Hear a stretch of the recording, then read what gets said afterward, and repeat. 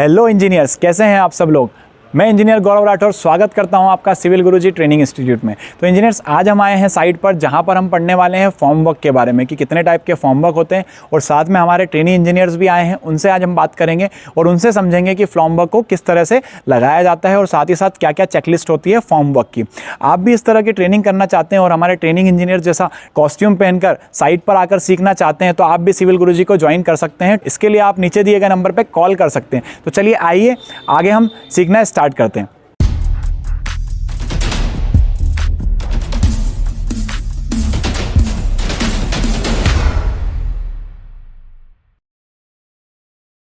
तो इंजीनियर्स, क्या सीखने आए आज हम यहाँ पे?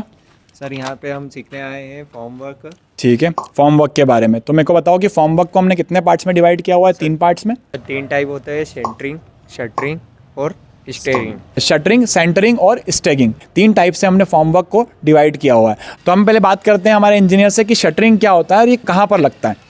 सर शटरिंग जो हम लोग सर जो कॉलम के साइड्स में हम लोग लगाते हैं सर, उसको शटरिंग बोलते हैं सर। ठीक है, जैसे कि कॉलम के कास्टिंग के साइड में जो हम लगाते हैं फॉर्म वर्क, उसे हम शटरिंग बोलते हैं। और अगर हम बात करें सेंटरिंग की, तो सेंटरिंग किसे बोलते हैं? जब स्लैब की कास्टिंग होती है उसके नीचे जो अपन लगाते हैं उसको बोलते हैं सेंटरिंग।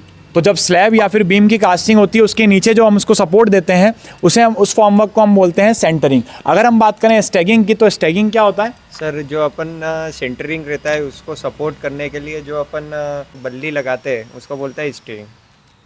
तो आपने देखा कि स्टैगिंग किसको बोलते हैं हम, कि जब भी हमारा लोड जो ट्रांसफर होगा नीचे की साइड में, उस लोड को ट्रांसफर हम किससे करते हैं? स्टैगिंग से करते हैं, जिसके लिए हम यूज़ करते हैं प्रॉप्स को, जो कि हमारे 2 टाइप्स के अलग अलग होते हैं। एक होता है हमारा वुडन प्रॉप्स और साथ में एक होता है हमारा स्टील प्रॉप्स। अगर मैं बात करूँ वुडन प्रॉप्स की, तो वुडन प्रॉप्स के बीच में जो डिस्टेंस होता है उस डिस्टेंस को अपन समझने की कोशिश करते हैं कि वो डिस्टेंस कितना होना चाहिए।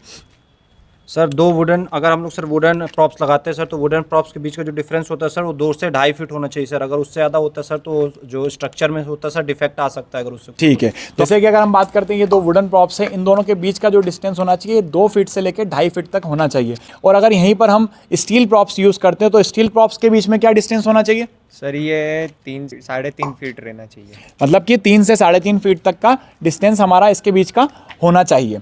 एक और इम्पॉर्टेंट चीज़ हमें इसमें ध्यान रखनी होती है, जो होती है इसका डायमीटर। अगर हम डायमीटर की बात करें तो बताइए डायमीटर क्या होना चाहिए इसका? 100 mm। 100 mm जो कि सेंटर में होना चाहिए। इसके सेंटर में क्या होना चाहिए? 100 mm होना चाहिए। और अगर मैं टॉप की बात करूँ तो टॉप में जो होना चाहिए वो 80 mm तक होना चाहिए। अब अगर हम चेकलिस्ट की बात करें तो चेकलिस्ट जैसे मैं आपको बताऊं कि जो गलतियां हमें साइट्स पर नहीं करनी है वो ये रहनी है कि इस प्रॉप्स के नीचे हमें कभी भी ईंटों का सहारा नहीं लेना, ईंट नहीं लगाना है। जैसे कि यहाँ पर इन्होंने बल्ली के नीचे ईंट लगा रखी है, ये ईंट लगाना बिल्कुल गलत है। स्लैब और बीम का जो लोड आएगा उस लोड की वजह से ये ईंट हट सकती है या फिर टूट सकती है, जिसकी वजह से हमारा फॉर्म वर्क बिगड़ सकता है, पूरा डिमोलिश हो सकता है। उसके बाद हमें ये चीज़ ध्यान रखनी होती है कि जब भी हम ये प्रॉप्स लगाएं तो ये प्रॉप्स कभी भी हमें टेढ़े नहीं लगाना है, ये प्रॉप्स हमें बिल्कुल स्ट्रेट लगाना है।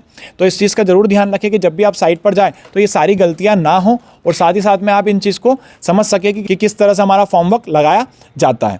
तो इंजीनियर्स, आपने भी देखा कि किस तरह से हमारे इंजीनियर्स ने फॉर्म वर्क के बारे में बताया है। तो इसी तरह से अगर आप और भी इंपॉर्टेंट फैक्ट जानना चाहते हैं तो हमारे चैनल को ज़रूर सब्सक्राइब करें और लाइक करें और इस वीडियो को शेयर करें। Thank you.